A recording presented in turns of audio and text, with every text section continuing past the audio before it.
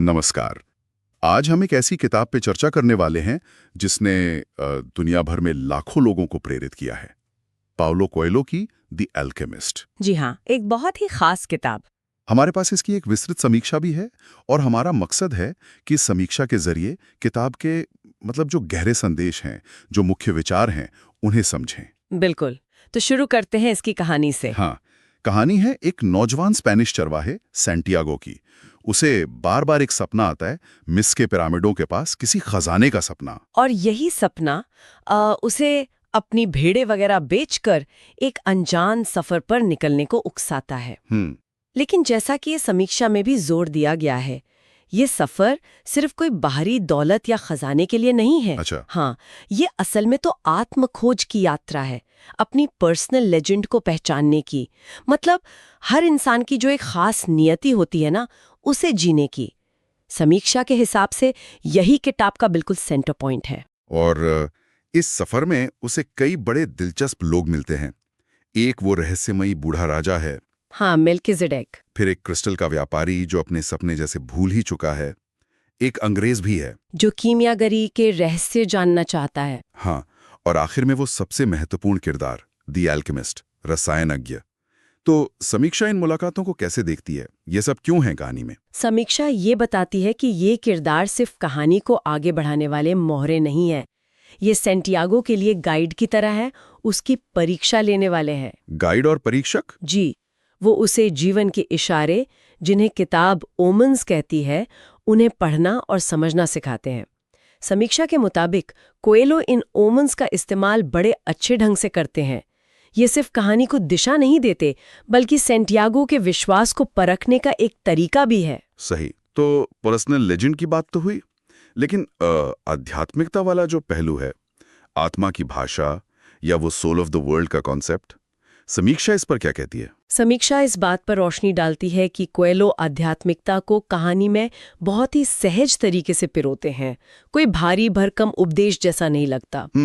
जैसे वो soul of the world का विचार है, या ये संदेश कि जब तुम किसी चीज को पूरी शिद्दत से चाहते हो तो पूरी कायनात उसे तुमसे मिलाने की साजिश करती है। हाँ, ये लाइन तो बहुत मशहूर है। बिल्कुल। समीक्षा के अनुसार यही वो बातें हैं जो पाठकों को इतने गहरे लेवल पर कनेक्ट करती हैं, क्योंकि ये एक उम्मीद जगाती हैं, एक उद्देश्य की भावना देती हैं। और प्रेम का क्या?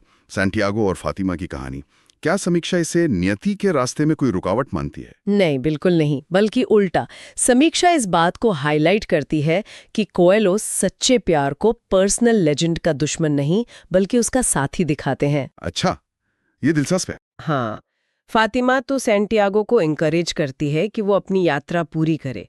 समीक्षा के हिसाब से ये एक बहुत जरूरी संदेश है कि सच्चा प्यार आपकी अपनी खोज का, आपकी नियति का सम्मान करता है, बाधा नहीं बनता।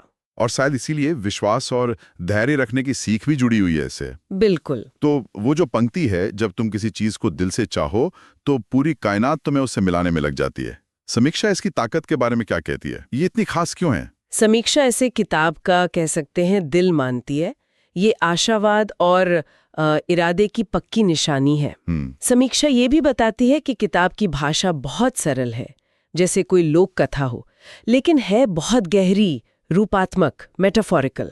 हाँ, भाषा सीधी है पर मतलब गहरे हैं। वही, और यही बात इसे दुनिया भर में इतनी अपील देती है। मुश्किल फिलॉसफिकल बातें भी आसान लगती हैं। और हाँ, वो अल्केमिस्ट का किरदार भी, समीक्षा इशारा करती है कि वो सिर्फ सोना बनाने वाला नहीं है। तो क्या है? वो प्रतीक है आंतरिक बदलाव का, खुद को जानने का, सेल्फ नॉलेज का। लेकिन जाहिर है हर किताब हर किसी को पसंद नहीं आती। क्या समीक्षा में इसकी कुछ कमियों या आलोचनाओं का भी जिक्र है? हाँ, समीक्षा उस पर भी बात करती है। बताया गया है कि कुछ पढ़ने वालों को, खासकर जिनका नजरिया थोड़ा यथार्थवादी, मतलब रियलिस्टिक है, उन्हें ये किताब हद से ज्यादा आदर्शवादी लग सकती है, या थोड़ी धीमी। धीमी किस तरह से? कहानी में जैसे सैंटियागो बार बार शक करता है, फिर उसे यकीन आता है, फिर शक करता है, तो ये चीज कुछ लोगों को दोहराव वाली लग सकती है, रेपिटेटिव। अच्छा, हालांकि समीक्षा ये भी जोड़ती है कि कई पाठक इसी दोहराव को, सैंटियागो के अंदर जो संघर्ष चल रहा है और उसका जो विकास हो रहा है, उसका एक रियलिस्टिक चित्रण मानते हैं। ये भी एक नजरिया है। तो अगर हम पूरी समीक्षा का निचोड़ देखें तो इस किताब का सार क्या निकलता है? What's the bottom line? समीक्षा के मुताबिक द एल्केमिस्ट सिर्फ एक एडवेंचर कहानी से कहीं ज्यादा है। ये सेल्फ हेल्प या आत्मविकास के लिए एक बहुत शक्तिशाली प्रेरक कहानी है, रूपक कथा है, एक मेटाफर। बिल्कुल। इसकी असली ताकत इसकी सादगी में और इसके गहरे प्रतीकों में है। ये याद दिलाती है कि जीवन की असली दौलत बाहरी चीजों में नहीं है, बल्कि अपनी आत्मा की आवाज सुनने में, इशारों को समझने में और अपनी जो खास नियति है, अपना पर्सनल लेजेंड है, उसे पूरा करने में है। समीक्षा इसे एक ऐसी किताब मानती है जो पाठक को अपने अंदर झांकने और जीवन को एक नई नजर से देखने के लिए उकसा सकती है।